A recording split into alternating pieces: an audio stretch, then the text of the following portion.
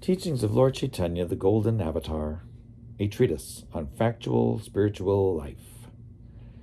By His Divine Grace, A.C. Bhaktivedanta Swami Prabhupada, founder Acharya of the International Society for Krishna Consciousness. Chapter 8, The Avatars. Lord Caitanya continued explaining to Sanatana Goswami about Lord Krishna's avatars or incarnations, which are his expansions who come to the material creation. The word avatar means one who descends from the spiritual sky. In the spiritual sky, there are innumerable Vaikuntha planets, and from these planets, the expansions of the Supreme Personality of Godhead come into this universe. The first descent of the Supreme Personality of Godhead from the expansion of Sankarshan is the first Purusha incarnation. It is stated in Srimad Bhagavatam 1.3.1 that when the Supreme Personality of Godhead descends as the first Purusha incarnation of the material creation, he immediately manifests 16 elementary energies. Known as Mahavishnu, he lies within the causal ocean, and it is he who is the original incarnation in the material world. Srimad Bhagavatam 2.6.42 states that he is the Lord of time, nature, cause and effect, mind, ego, the 5 physical elements, the 3 modes of nature, the senses, and the universal form. He is the independent master of all moving and non-moving living beings in the material world. The influence of material nature cannot reach beyond the Viraja, or causal ocean, as confirmed in Srimad Bhagavatam 2.9.10. Neither the modes of material nature, goodness, passion, and ignorance, nor material time have any influence on the Vaikuntha planets. On those planets, the liberated associates of Krishna live eternally, and they are worshipped by both the demigods and the demons. Material nature acts in 2 capacities, as Maya and Pradhana. Maya is the direct cause, and Pradhana refers to the elements of the material manifestation. When the first Purusha avatar, Mahavishnu, glances over material nature becomes agitated, and the Purusha avatar thus impregnates matter with the living entities. Simply by the glance of Mahavishnu, consciousness is created, and this consciousness is known as the Mahat Tattva. The predominating deity of the Mahat Tattva is Vasudeva. This created consciousness is then divided into 3 departmental activities according to the 3 gunas or modes of material nature. Consciousness in the mode of goodness is described in the 11th canto of Srimad Bhagavatam. The predominating deity of this mode is Aniruddha. Consciousness in the mode of passion produces intelligence, and the predominating deity in this case is Pradyumna. He is the master of the senses. Consciousness in the mode of ignorance causes the production of ether, the sky, and the ear. The cosmic manifestation is a combination of all these modes, and in this way, innumerable universes are created. No one can count the number of universes. These innumerable universes are produced from the pores of Mahavishnu's body. As innumerable atoms pass through the tiny holes in a screen, innumerable universes similarly emanate from the pores of Mahavishnu's body. As he breathes out, innumerable universes are produced, and as he inhales, they are annihilated. All of the energies of Mahavishnu are spiritual. They have nothing to do with the material energy. In the Brahma Samhita 5.48, it is stated that the predominating deity of each universe, Brahma, lives only during 1 breath of Mahavishnu. Thus, Mahavishnu is the original supersoul of all the universes, and the master of all universes as well. The second Vishnu incarnation, Garbhodakshayi Vishnu, enters each and every universe, spreads perspiration from his body, and lies down on that water. From his navel grows the stem of a lotus flower, and on that lotus flower the first creature, Brahma, is born. Within the stem of that lotus flower are the 14 divisions of planetary systems, which are created by Brahma. In the form of Garbhodakshayi Vishnu, the Lord maintains each universe and tends to its needs. Although he is within each material universe, the influence of the material energy cannot touch him.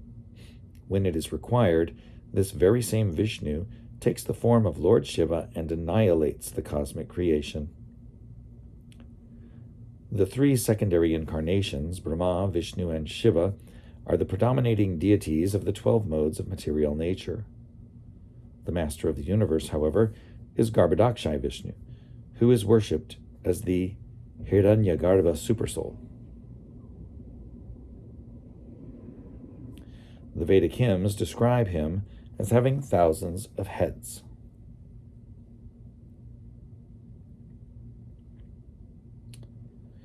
The third incarnation of Vishnu, Kshirodakshayi Vishnu, is the incarnation of the mode of goodness. He is also the supersoul of all living entities, and he resides on the ocean of milk within the universe. Thus, Chaitanya Mahaprabhu described the Purusha avatars. Lord Caitanya next described the Leela avatars, or pastime incarnations, and of these the Lord pointed out that there is no limit. Still, he described some of them, for example, Matsya, Kurma, Raghunath, Nrsimha, Vamana, and Varaha. As far as the guna avatars, or qualitative incarnations of Vishnu, are concerned, they are three: Brahma, Vishnu, and Shiva. Brahma is one of the living entities, but due to his devotional service, he is very powerful. This primal living entity, master of the mode of material passion, is directly empowered by Garbhodakshayi Vishnu to create innumerable living organisms. In the Brahma Samhita 549, Brahma is likened to a valuable jewel influenced by the rays of the sun, and the Supreme Lord Garbhodakshayi Vishnu is likened to the sun. If in some kalpa there is no suitable living entity who can act in Brahma's capacity, Garbhodakshayi Vishnu himself becomes Brahma and acts accordingly. Similarly, by expanding himself as Lord Shiva, the Supreme Lord is engaged when there is a need to annihilate the universe. Lord Shiva, in association with Maya, has many forms, which are generally numbered at 11. Lord Shiva is not one of the living entities. He is more or less Krishna himself. The example of milk and yogurt is often given in this regard. Yogurt is a preparation of milk, but still yogurt cannot be used as milk. Similarly, Lord Shiva is an expansion of Krishna, but he cannot act like Krishna, nor can we derive the spiritual restoration from Lord Shiva that we derive from Krishna. The essential difference is that Lord Shiva has a connection with material nature, but Vishnu, or Lord Krishna, has nothing to do with material nature. In Srimad Bhagavatam 10.88.3, it is stated that Lord Shiva is a combination of three kinds of transformed consciousness known as Vaikarika, Taijasa, and Tamasa. The Vishnu incarnation, although master of the modes of goodness within each universe, is in no way in touch with the influence of material nature. Although Vishnu is equal to Krishna, Krishna is the original source. Vishnu is a part, but Krishna is the whole. This is the verdict of the Vedic literature.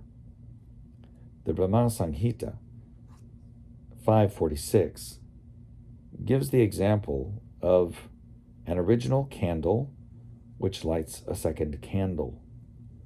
Although the candles are of equal power, one is still accepted as the original, and the other is said to be kindled from the original. The Vishnu expansion is like the second candle. He is as powerful as Krishna, but the original Vishnu is Krishna. Brahma and Lord Shiva are obedient servants of the Supreme Lord, and the Supreme Lord as Vishnu is an expansion of Krishna. After describing the Leela and Guna avatars to Sanatana Goswami, Lord Caitanya explained the Manvantara avatars, incarnations associated with the Manus. He first stated that there is no possibility of counting the Manvantara avatars. 14 Manus appear in one kalpa, or day of Brahma, and for each Manu there is a Manvantara avatar. It is calculated that each day of Brahma lasts 4,320,000,000 Earth years. And Brahma lives for 100 years on this scale. Thus, if 14 Manus appear in one day of Brahma, there are 420 Manus during 1 month of Brahma, and during 1 year of Brahma there are 5,040 Manus. Since Brahma lives for 100 of his years, it is calculated that there are 504,000 Manus manifested during the lifetime of one Brahma. Since there are innumerable universes, no one can imagine the totality of the Manvantara incarnations. Countless universes are produced by the exhalation of Mahavishnu, and thus no one can begin to calculate how many Manus are existing at one time.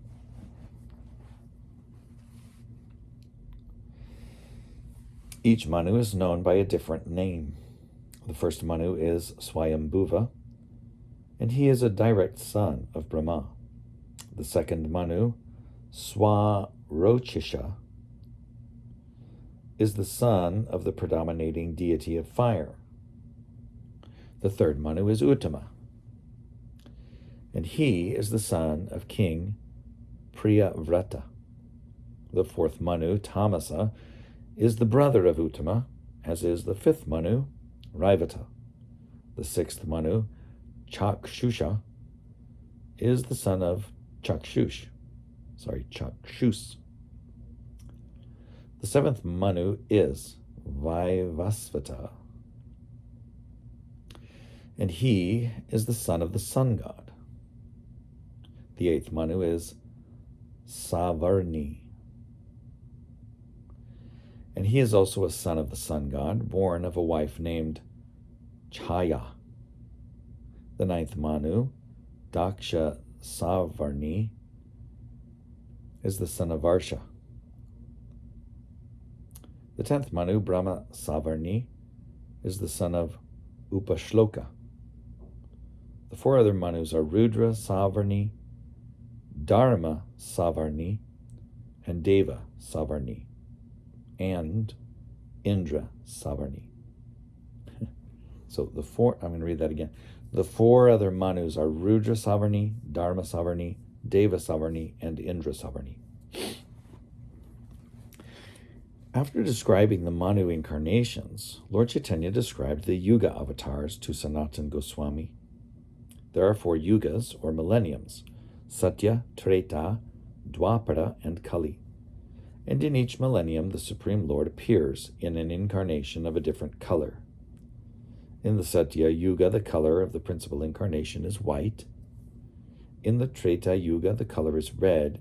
In the Dwapara Yuga, blackish, Krishna. And in the Kali Yuga, yellow, Chaitanya Mahaprabhu. This is confirmed in Srimad Bhagavatam 10.8.13 by the astrologer Garga Muni, who calculated Krishna's horoscope in the house of Nanda Maharaj. In the Satya Yuga, the process of self-realization was meditation.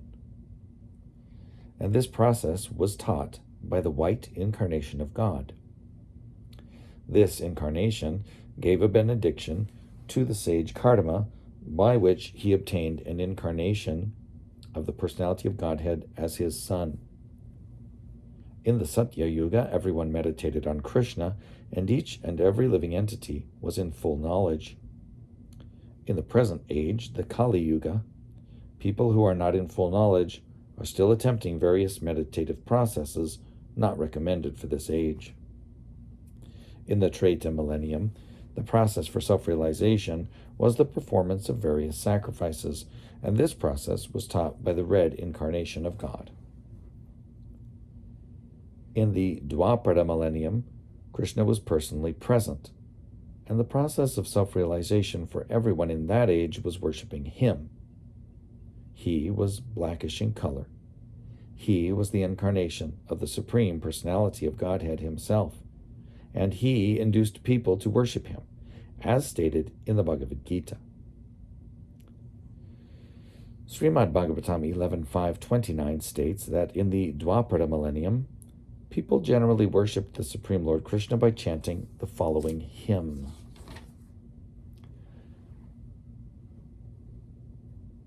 Namaste Vasudevaya, Nama Sankarshanaya, Pradyumnaya Nirudhaya, Tubhyang Bhagavate Namah.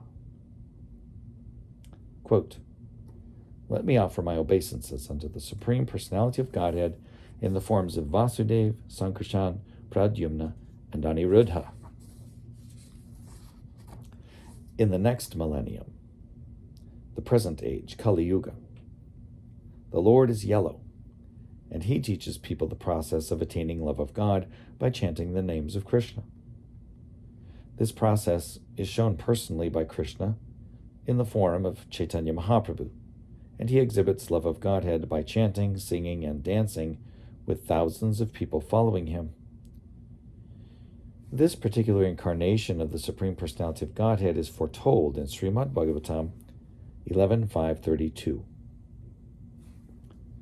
Krishna Varnam Tvisha Krishnang Sangopang Gastra Parshadam Yagyai Sankirtana Prair Yajantihi Sumedhasa.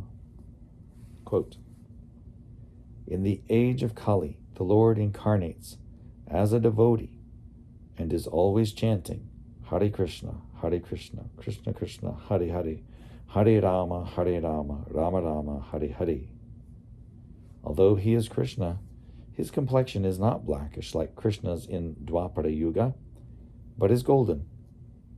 He always engages in preaching love of Godhead through the Sankirtan movement, and those who are intelligent adopt this process of self-realization. Unquote.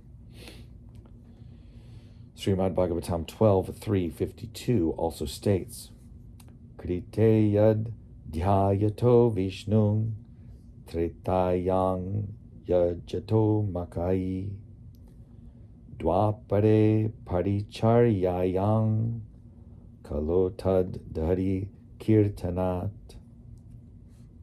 Quote, the self-realization achieved in the Satya millennium by meditation, in the Treta millennium by the performance of different sacrifices, and in the Dwapara millennium by worship of Lord Krishna, can be achieved in the age of Kali simply by chanting the holy names, Hare Krishna. Unquote. This is confirmed in the Vishnu Purana 6.2.17.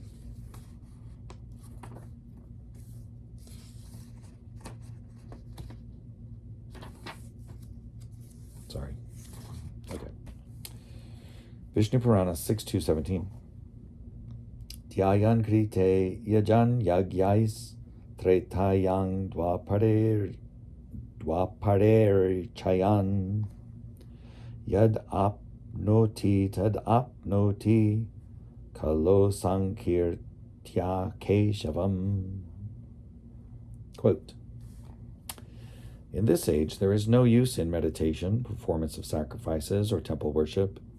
Simply by chanting the holy name of Krishna, Hare Krishna, Krishna Krishna, Hare Hare, Hare Rama, Rama Rama, Hare Hare, can one achieve perfect self-realization. Unquote. When Lord Caitanya described the incarnation for this age of Kali, Sanatana Goswami, who had been a government minister and was perfectly capable of drawing conclusions, asked the Lord, Quote, how can one understand the advent of an incarnation? Unquote. From the description of the incarnation for the Kali millennium, Sanatana Goswami could understand that Lord Caitanya himself was that incarnation of Krishna, and he could also understand that in the future many people would try to imitate Lord Caitanya. Because the Lord had played as an ordinary Brahmin, though his devotees accepted him as an incarnation. Since Sanatana knew that there would be many pretenders, he asked the Lord, how can one understand the symptoms of an incarnation? Quote, as one can understand the different incarnations for previous millenniums by referring to the Vedic literature, the Lord replied, one can simply understand who is actually the incarnation of Godhead in this age of Kali. Unquote. In this way, the Lord especially stressed reference to authoritative scriptures. In other words, one should not whimsically accept a person as an incarnation, but should try to understand the characteristics of an incarnation by referring to the scriptures. An incarnation of the Supreme Lord never declares himself to be an incarnation, but his followers must ascertain who is an incarnation and who is a pretender by referring to authoritative scriptures. Any intelligent person can understand the characteristics of a real incarnation by understanding two kinds of features: the principal features, called personal characteristics, and the marginal features, comprising his activities. The scriptures describe both kinds of features. For example, in the beginning of Srimad Bhagavatam 1.1.1, the features of an incarnation are nicely described. In that verse, the two terms param, supreme, and satyam, truth, are used.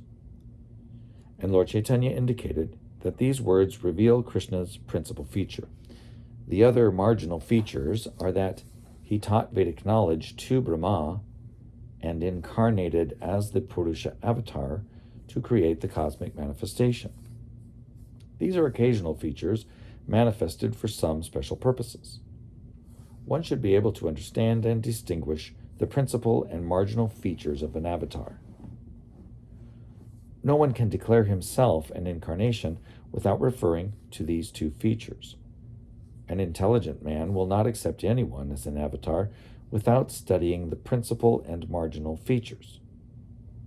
When Sanatana Goswami tried to confirm Lord Caitanya's personal characteristics as being those of the incarnation for this age, Lord Caitanya himself indirectly confirmed Sanatana's conclusion by simply saying, let us leave aside all these discussions and continue with a description of the Shakyavesh avatars.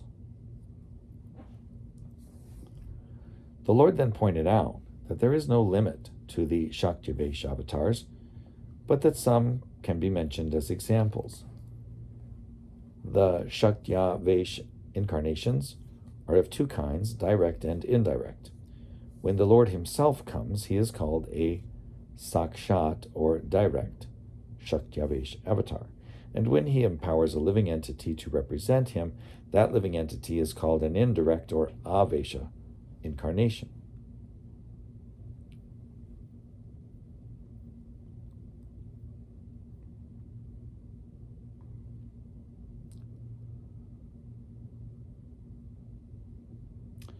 Examples of indirect avatars are the four Kumaras, Narada, Prithu, and Parashuram.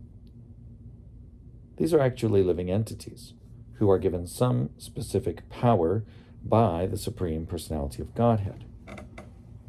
When a specific opulence of the Supreme Lord is invested in specific entities, they are called Avesha avatars. The four Kumaras represent the Supreme Lord's opulence of knowledge. Narada represents devotional service to the Supreme Lord. Devotional service is also represented by Lord Caitanya, who is considered the full representation of devotional service. In Brahma, the opulence of creative power is invested, and King Prithu is invested with the power for maintaining the living entities. Similarly, in Parashuram, the power for killing evil elements is invested. As for Vibhuti, or the special favor of the Supreme Personality of Godhead, In the 10th chapter of the Bhagavad Gita, Lord Krishna says that a living entity who is especially powerful or beautiful should be known to be especially favored by the Supreme Lord. Examples of direct or sakshat Shakti-based avatars are the Shesha incarnation and the Ananta incarnation. In Ananta, the power for sustaining all the planets is invested, and the Shesha incarnation is invested with the power for serving the Supreme Lord. After describing the Shakti-based incarnations, Chaitanya Mahaprabhu began to speak about the age of the Supreme Lord. He said that the Supreme Lord Krishna is always like a 16-year-old boy, and when he desires to descend to this universe, he first sends his father and mother, who are his devotees, and then he himself appears. All his activities, beginning with the killing of the Putana demon, are displayed in innumerable universes, and there is no limit to them. Indeed, at every moment, at every second, his manifestations and various pastimes are seen in different universes, Brahmandas. Thus, his activities are just like the waves of the Ganges River. Just as there is no limit to the flowing of the waves of the Ganges, there is no cessation of various features of Lord Krishna's pastimes in different universes.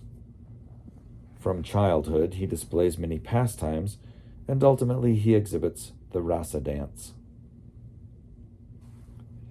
It is said that all the pastimes of Krishna are eternal, and this is confirmed in every scripture. Generally, people cannot understand how Krishna performs his pastimes. But Lord Caitanya clarified this by comparing the performance of his pastimes to the orbit of the sun.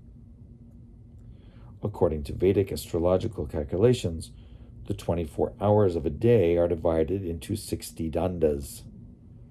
The days are again divided into 3,600 palas. The sun disk can be perceived crossing the sky in steps of 60 palas each, and that time constitutes a danda. 8 dandas make one prahara, and the sun rises and sets within 4 praharas. Similarly, 4 praharas constitute one night, and after that the sun rises. And just as the sun can be seen in its movement through 3,600 palas, all the pastimes of Krishna can be seen in any of the universes. Lord Krishna remains in this universe for only 125 years, but all the pastimes of that period are exhibited in each and every universe. These pastimes include his appearance, the activities of his boyhood and youth, and his later pastimes, including those at Dwaraka. Since all these pastimes are present in one or another of the myriad universes at any given time, they are called eternal. Just as the sun is eternally existing, although we see it rise and set, appear and disappear, according to our position on the earth, so Krishna's pastimes are eternally going on, although we can see them in this particular universe only at certain intervals. As stated earlier, Krishna's abode is the supreme planet known as Goloka Vrindavan, and by his will, this Goloka Vrindavan is manifested in this universe and in other universes as well. Like Krishna's name, fame, and everything else directly connected to him, Goloka Vrindavan is absolute and is therefore equal to him. Thus, the Lord is always in his supreme abode, Goloka Vrindavan, and by his supreme will, his activities there are also manifested at particular places in innumerable universes. And whenever and wherever Krishna appears, he displays his 6 opulences.